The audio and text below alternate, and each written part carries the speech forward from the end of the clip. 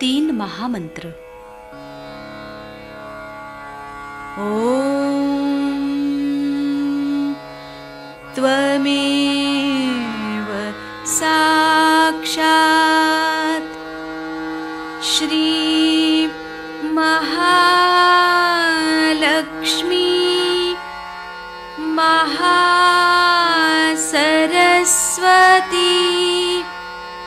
महाकाली त्रिगुणात्मिका कुंडलिनी साक्षात् श्री आदिशक्ति माताजी श्री निर्मला देव्यै नमो नमः। ॐ त्वमेव साक्षात् श्री कल्की साक्षात् श्री आदिशक्ति माताजी श्री निर्मला देव्यै नमो नमः। ॐ त्वमेव साक्षात् श्री कल्की साक्षात् श्री सहस्रार स्वामिनी मोक्षप्रदायिनी माताजी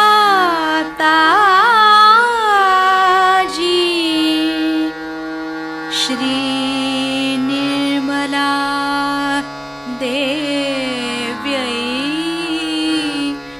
नमो नमः। श्री गणेश मंत्र। ॐ त्वमेव साक्षात् श्री गणेश साक्षात् श्री आदिशक्ति माताजी श्री निर्मला देव्यै नमो नमः।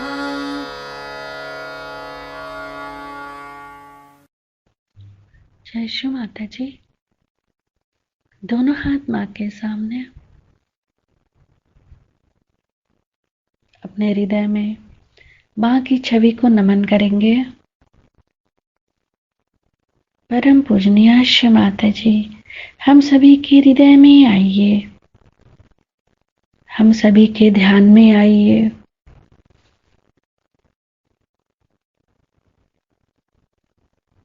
अपने आंखों में, अपने हृदय में माँ की छवि को स्थिर करेंगे।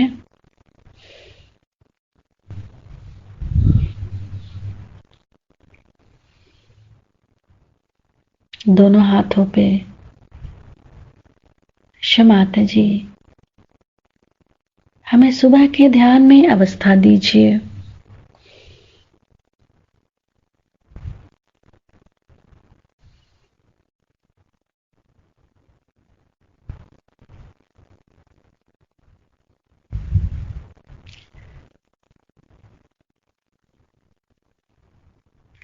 माता जी, जिन्होंने हमें परेशान किया है या जिन्होंने हमें तकलीफ दी है, हम उन सबको क्षमा करते हैं।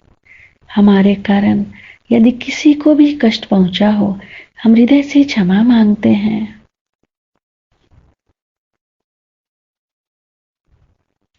अपने हाथों पे माँ के प्रेम को अनुभव करेंगे।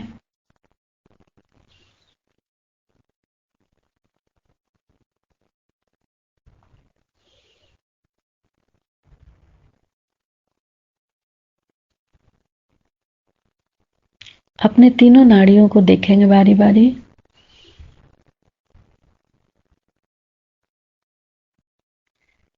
अपने चित्त को एड़ा नाड़ी पे नीचे से ऊपर। माता जी, आप ही तो श्री महाकाली हैं, आपको कोटि कोटि नमन। केवल एड़ा नाड़ी को नीचे से ऊपर देखते रहेंगे।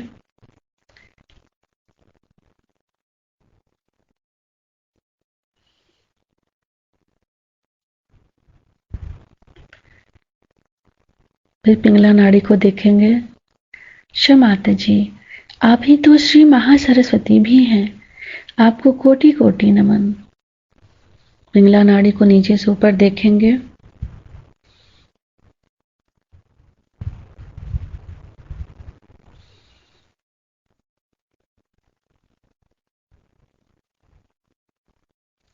फिर सुषुम्ना नाड़ी।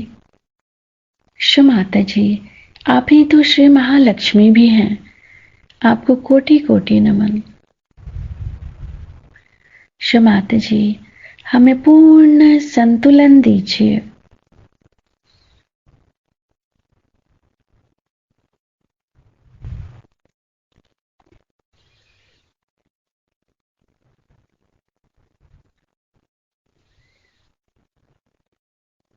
अपने चित्त को सेंटर स्वादिष्ठान। माता जी, आप ही तो श्री ब्रह्मदेव सरस्वती भी हैं, हमारे स्वादिष्ठान में जागृत हो जाइए। सेंटर स्वादिष्ठान पे चित्त रखते हुए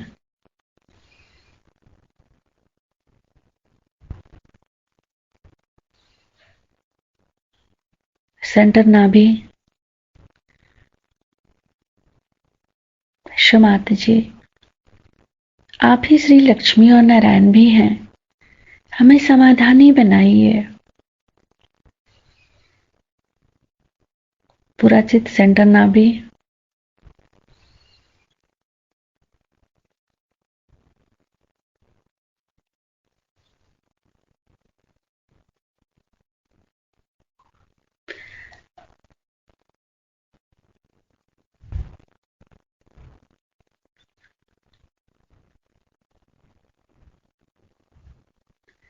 अपने राइट नाभि पे माँ के श्री चरण कमलों को फील करेंगे, देखेंगे वहां।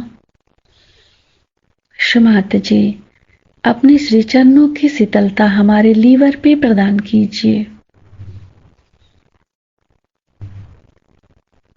थोड़ी देर के लिए अपने राइट नाभि पे माँ के श्री चरण कमलों को देखते रहेंगे।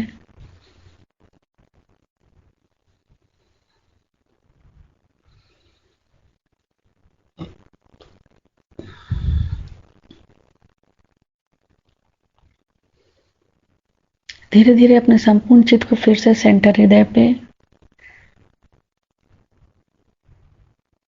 माता जी, आप ही तो श्री जगदम्बा हैं, हमारे हृदय में जागृत हो जाइए।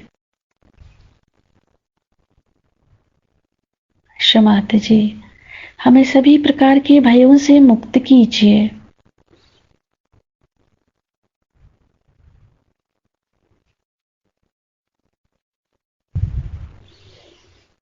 फ्रंट आज्ञा।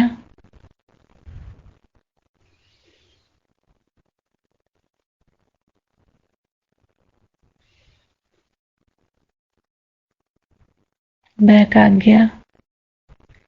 सिर के तालु भाग पर संपूर्ण चित्त।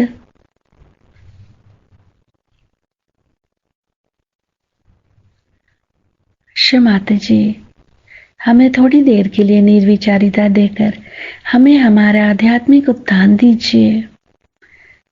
निर्विचारिता मंत्र ओम त्वमेव साक्षात् श्री निर्विचारिता साक्षात् श्री आदि शक्ति माताजी श्री निर्मला देव्यै नमो नमः।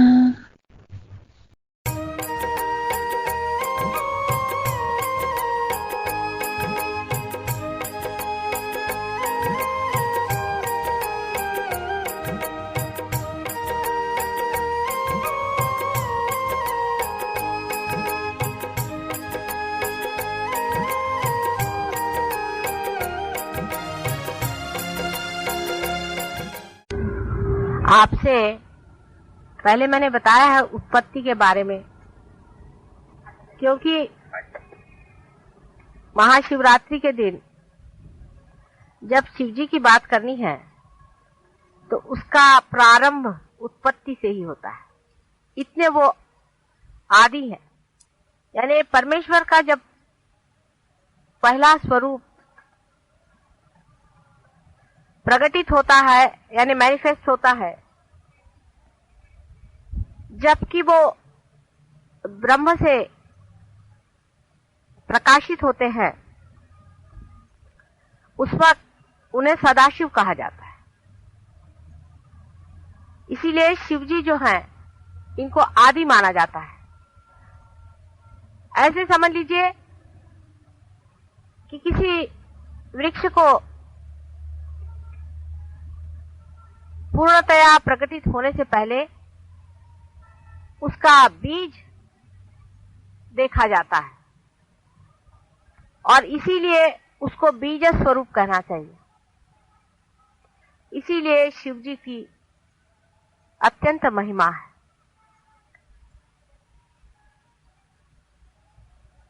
उसके बाद, उनके प्रकटीकरण के बाद, उन्हीं के अंदर से शक्ति अपना स्वरूप धारण करके आदि शक्ति के नाम से जानी जाती। वही आदि शक्ति परमात्मा के तीनों रूपों को अलग अलग प्रकाशित करती है, जिसको आप जानते हैं, जिनका नाम ब्रह्मा, विष्णु और महेश माने शिव शंकर है। यानी एक ही हीरे के तीन पहलू आदि शक्ति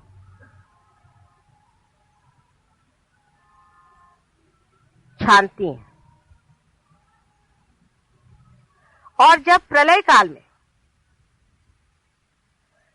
सारी सृजन की हुई सृष्टि, सारा मैनिफेस्टेड संसार विसर्जित होता है, उसी ब्रह्म में अवतरित होता है, तब भी सदाशिव बने ही रहते हैं। और उनका संबंध परमात्मा के उस अंग से हमेशा ही बना रहता है, जो कभी भी प्रकटीकरण नहीं होता है, जो कि एक नॉन बीइंग है। परमात्मा की जो शक्तियां प्रकट होती हैं वो बीइंग से होती हैं, और जो नहीं होती है वो नॉन बीइंग की हमेशा बनी ही रहती है। उसमें सदाशिव का स्थान वैसा ही है जैसे एक हीरा टूट जाए, बिखर जाए, कितना भी मिट जाए, उसके कण कण भी हो जाए, तो भी वो चमकता ही रहता है, कभी नष्ट नहीं होती उसकी चमक। उसी प्रकार सदाशिव का स्थान है। सदाशिव से स्थिति बनती है, और संसार के सृजन में जब तक स्थिति नहीं बनेगी तब तक कोई भी सृजन नहीं हो सकता। पहले स्थिति बनाई जाती है, एग्जिस्टेंस, अस्तित्व लाना पड़ता है किसी भी चीज का। अस्तित्व सदाशिव के ही शक्ति से होता है।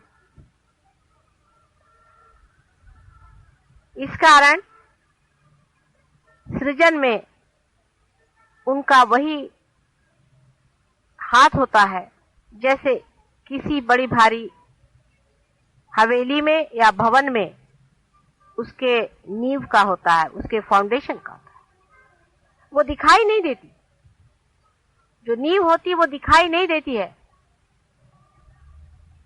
लेकिन उसके बगैर कोई भी बिल्डिंग खड़ी नहीं रह सकती। उसी तरह सदाशिव हमारे अंदर भी हृदय में निवास करते हुए आत्मा स्वरूप होते हैं। जब तक वे अपने हृदय में आत्मा स्वरूप स्थित होते हैं तभी तक हमारा इस संसार में जीवन चलता है। जिस दिन वो अपनी आंखें मूंद लेते हैं उसी दिन हम लोग खत्म हो जाते हैं, इस दुनिया से हम निकल जाते हैं और हमारी स्थिति परलोक में हो जाती है। शिव जी,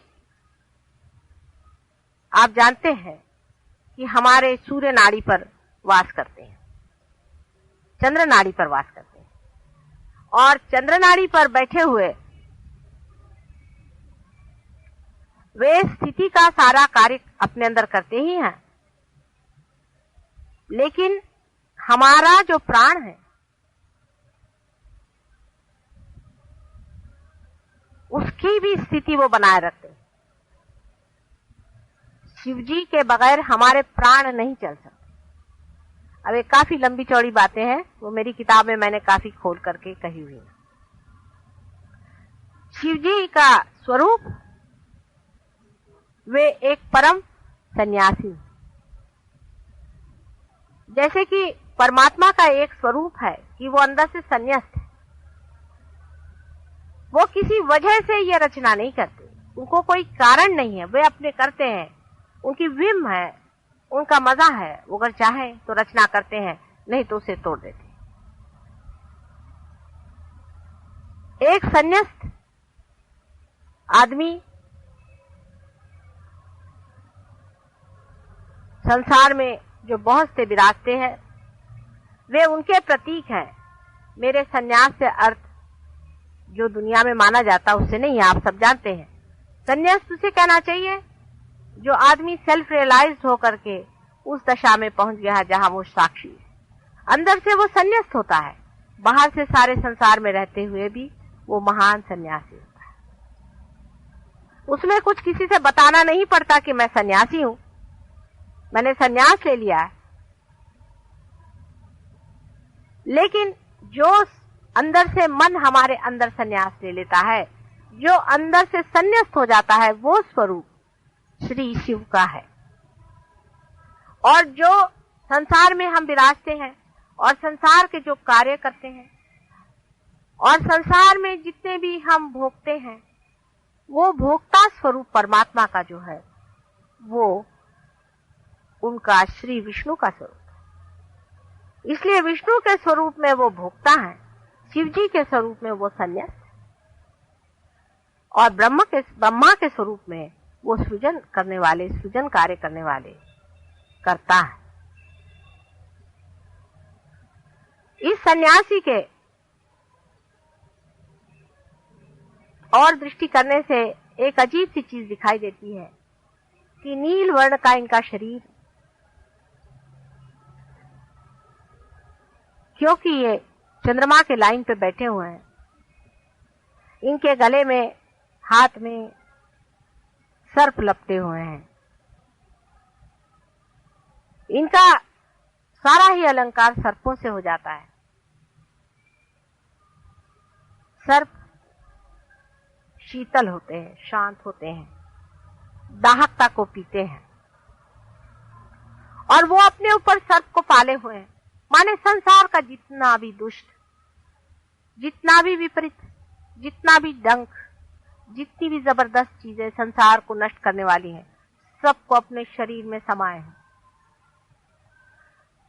दुनिया भर का गरल वो पिए हुए अपने, आप जानते ही हैं कि उन्होंने गरल को शुरू में ही सारा पी लिया, और जो कुछ भी गरल संसार का होता है वो अपने अंदर पीकर संसार को ठंडा रखते, संसार को सुख देते। जो कुछ भी मर जाती है चीज, खत्म हो जाती है, वो सारी ही उनके राज्य में जाकर बसती है।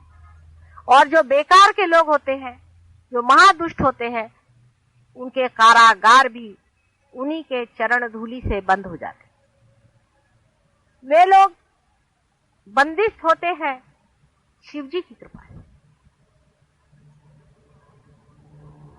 उनके सर पे चंद्रमा का राज्य है। चंद्रमा स्वतः लक्ष्मी के भाई है और इसीलिए कहा जाता है कि अपने साले को उन्होंने अपने सर पे रख लिया है।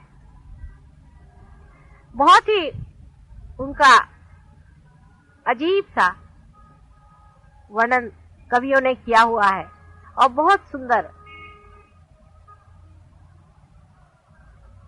उनके सर पे गंगा का बोझा उन्होंने उठाया हुआ है। माने वो सबका गर्व हरण करने वाले। गंगा जैसी गर्भवती को भी उन्होंने अपने जटा में बांध लिया। इतनी उनकी जटाएं जबरदस्त हैं।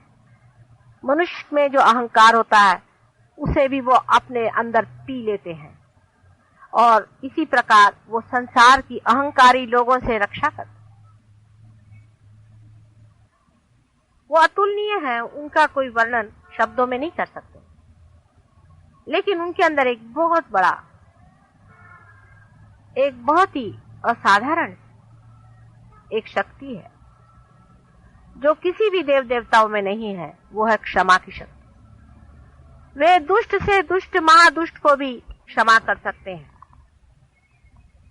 जिन्हें गणेश जी क्षमा नहीं कर सकते, जिन्हें यीशु मसीह नहीं क्षमा कर सकते, उनको भी सदाशिव क्षमा कर सकते हैं। इसीलिए हमेशा जब भी क्षमा मांगनी होती है बोलायचं नाही ध्यानाच्या वेळेला कृपा करून।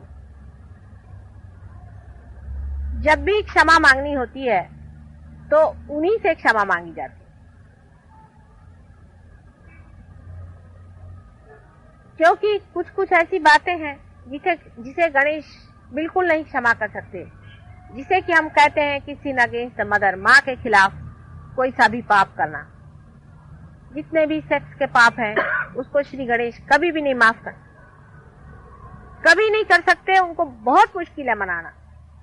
जीसस क्राइस्ट भी नहीं कर सकते, कभी भी नहीं कर सकते। उनके लिए सिर्फ महादेव श्री शंकर समर्थ है। उनकी बात को ये दोनों भी नहीं टाल सकते। इसलिए उनकी आराधना करनी चाहिए। आश्चर्य की बात है कि महाशिवरात्रि के दिन लोग उपवास क्यों करते हैं। मेरी कुछ समझ में नहीं आता कि ये प्रथा कौन से आधार पर बनाई गई। या तो किसी 420 लोगों ने शास्त्रों में ये बात लिख दी गई। आज के दिन उन्होंने गरल पिया था और आपको भी आज के दिन हर चीज खाने की इजाजत है कि आज आप गरल भी पी लें।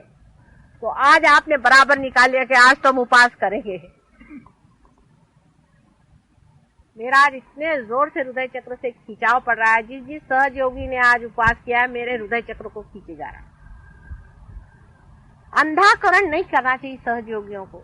सोच लेना चाहिए कि जो दिन बड़ा ही सेलिब्रेशन का है, जिन्होंने गरल पी करके संसार में विजय प्राप्त की, उस शिव जी का जब इतना बड़ा महोत्सव है, उस दिन भूखा मरना किसने बताया है। जिस दिन मनुष्य खुश होता है उस दिन ज्यादा ही खाता है। आज तो 2 रोटी ज्यादा खाने का दिन है। आज सबने उपवास करके रखा हुआ है और इसलिए शिव जी सबसे नाराज हैं। और इस चीज को शिव जी भी नहीं माफ कर सकते। तो हो गया आप लोगों का कल्याण। तभी आजकल सब दूर इतने बड़े बड़े शिव भक्तों के पहले हार्ट अटैक आता है। आज खुशियां मनाने का दिन कि उन्होंने सारे संसार का जो कुछ भी गरल था उसे पी लिया। जो कुछ भी अहित था, जो कुछ भी पाप था, जो भी दुष्टता संसार में फैली हुई थी, सबको उन्होंने शोषण कर लिया। ऐसे शिव जी के महान दिवस पर्व में हमको इस तरह से मनहूस काम करना नहीं चाहिए। अगर हम किसी के जन्म दिवस पर उपवास करते हैं तो उसके मरने पर हम लोग क्या खाना खाएंगे? सब उल्टा कारभार हमारे यहाँ चलता है। कोई मरता है तब ब्राह्मण बैठ के खाना खाते, जब कोई जन्म होता है तो सब लोग बैठ के उपवास करते घर वाले। कैसे समझाया जाए? कौन से शास्त्र में इसका आधार है? और शास्त्रों में भी महामूर्खों ने इस तरह की चीजें भर दी हैं। जिसको देखो उसने अपने शास्त्रों में दुनिया भर का अत्याचार कर। एक सोच समझ रखना चाहिए कि आज के दिन उपवास का क्या अर्थ है। सब लोग मिठाई खाएं क्योंकि आज ये मंदिरों में बैठे हुए लोग मिठाई खाना चाहते तो मिठाई चढ़ाई जाए। अभी रात भर भंग पिएंगे बैठकर और चरस खाएंगे और कहेंगे कि शिवजी खाते थे तो हम भी खा रहे हैं चरस और भंग। शिवजी तो इसलिए खाते हैं चरस और भंग कि उनको जब सबकॉन्शियस में जाना पड़ता है तो वो उसे खाते हैं, चाहे जिसे भी खा ले। उनको क्या मतलब है? जैसे कि समझ लीजिए कि एरोप्लेन है, उससे आपको कहीं जाना हो तो आपको पहले पायलट तो होना चाहिए। जो वो भंग पी करके और चरस खा के शिवजी नहीं हो सकते। वो तो शिवजी ही हैं जिन्होंने गरल पी लिया, और वो हैं जो दुनिया भर के भंग पी करके संसार के जितने भी भंग है उनका शोषण कर रहे हैं। क्या कि ये भंग कहाँ डंप की जाए? तो उनके अंदर भर दी जाती कि भाई चलो तुम स्थिति हो, तुम पी लो, तुम गरल पी लो, तुम भंग पी लो। तो चले सब लोग भंग पीने आज। क्या आज भंग पी के सब लोग शिवजी हो रहे हैं? आप में से कितने लोग शिवजी के पांव के धूल के बराबर हैं?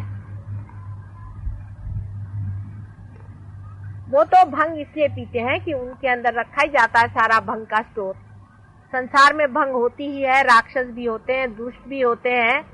इनको कहाँ रखा जाए? घर के अंदर आपके यहाँ अगर कोई ऐसी चीज हो तो उसको रखने की कोई व्यवस्था होनी चाहिए। शिवजी ने कहा लाओ मैं सब दुनिया भर का गरल पीता हूँ, इसलिए उनके पास ये चीज स्टोर रखी हुई कि भाई तुम रखे रहो। तो आप लोग जो उनके नाम से भंग और चरस पीते हैं, इनसे बड़े महामूर्ख संसार में कोई है।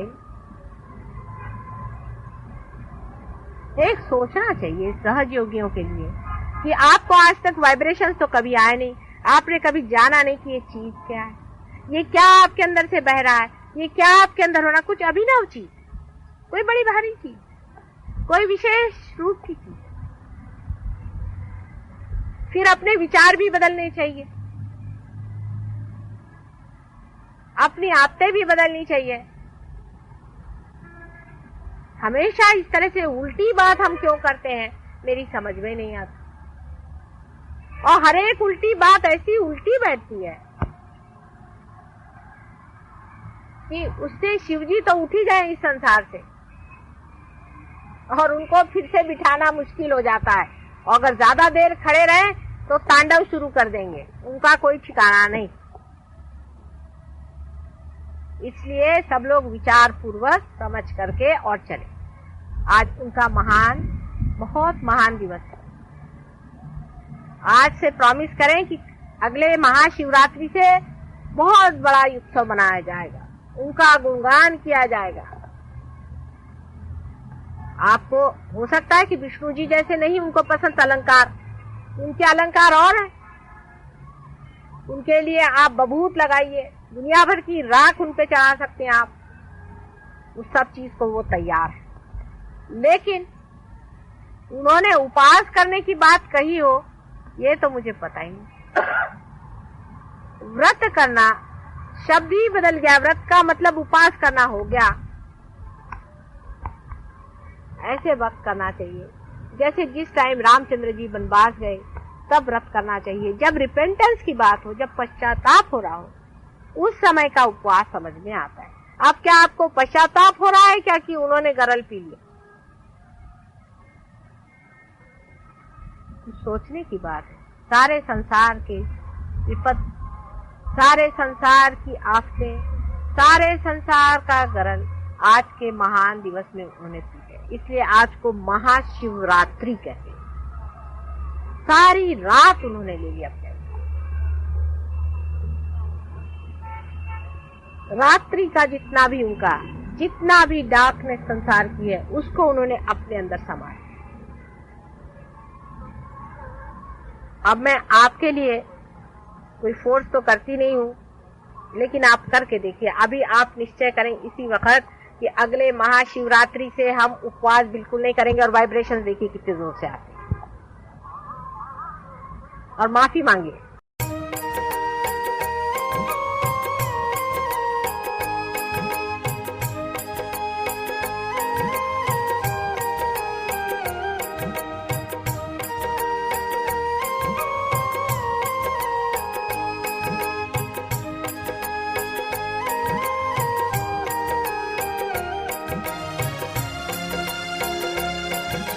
एक बात जरूर है कि आप जब स्तुति गाते हैं, देवता खुश होते हैं, आपके अंदर के देवता भी प्रसन्न हो जाते हैं और आपके लिए अनंत राशि से, अनंत नाड़ियों से कितने तो भी तेज पुंज ऐसे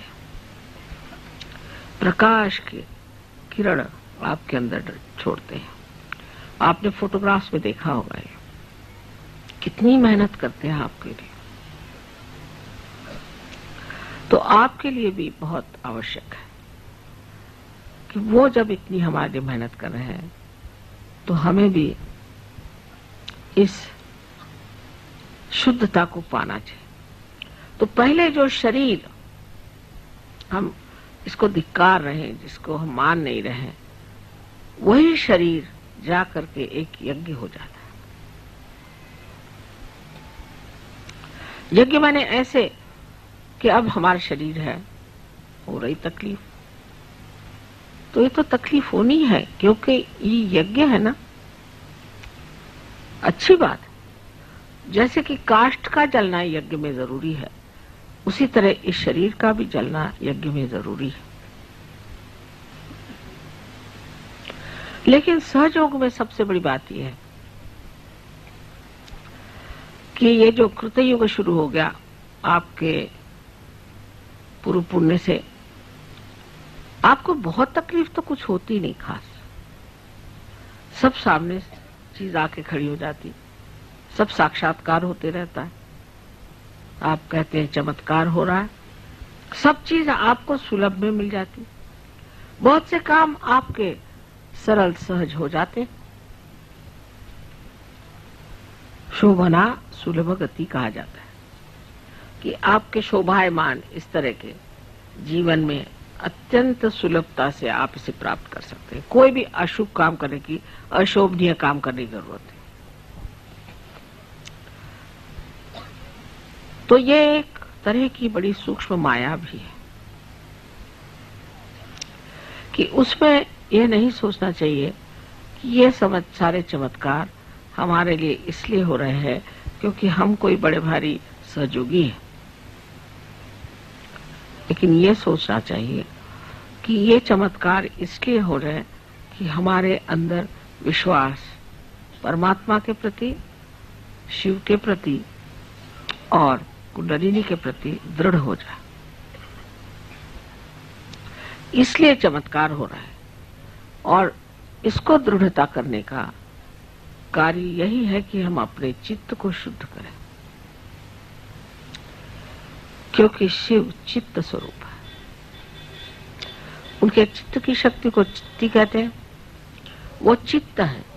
चित्त है माने कि जो चैतन्य चारों तरफ आप जानते हैं, उस चैतन्य का जो चित्त है वो शिव का प्रसाद है, वो शिव का तत्व है। माने सारे संसार में उनका चित्त फैला हुआ है। और जब आप कहते हैं कि चमत्कार हो गया, ये चीज घटित हो गई, तब ये जान लेना चाहिए कि ये जो चित्त है, जिसे हम चित्ती कहते हैं, उसने ये कार्य किया। अणु रेणु हर चीज में उनका चित्त है। लेकिन चित्त का मतलब ये होता है कि वो साक्षी है, देख रहे हैं। चित्त का मतलब होता है वो साक्षी है, देख रहे हैं। और कार्यान्वित जो है वो ब्रह्म चैतन्य। लेकिन जैसे कि संगीतकार, जब आपने कल देखा या जब देखते हैं, वो सामने को देख करके बजाता है,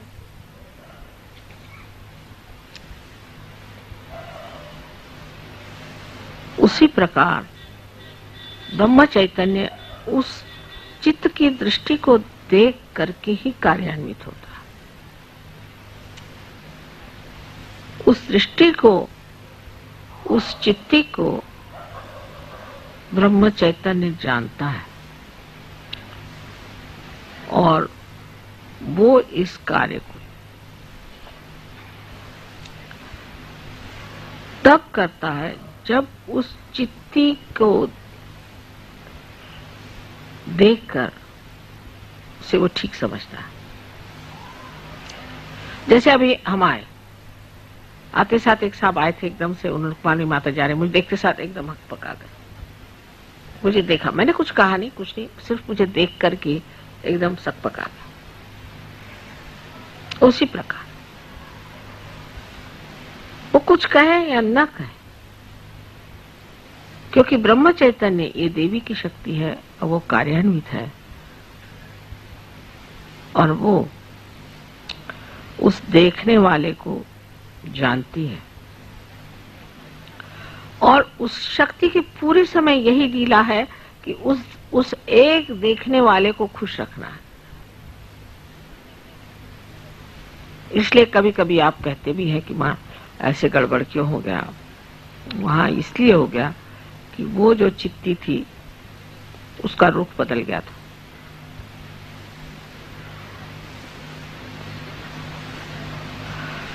अगर आप आज शिव की पूजा कर रहे हैं तो ये मैंने जो 4 नाड़ियां बताई हैं उसकी ओर नजर करें। और जिस तरह से मैंने आपसे बताया है कि अपने को किस तरह से इन 4 चीजों में लीन कर लेना चाहिए चित्त को, ये कोई बड़ी गहन बात नहीं है, लेकिन सूक्ष्म है। और फिर आप मुझे बताइएगा कि इस तरह से अंतर्मन करके जो आपने अपने साथ विचारणा की कही है या तपस्या की है या जो वार्तालाप किया है और जो अपने चित्त को शुद्ध किया है, उससे आप एकदम पाइएगा कि आप शिव के सागर में पूरी तरह से डूब गए। और ऐसी दशा आप सबकी हो जाए, यही मेरी एक शुद्ध इच्छा है।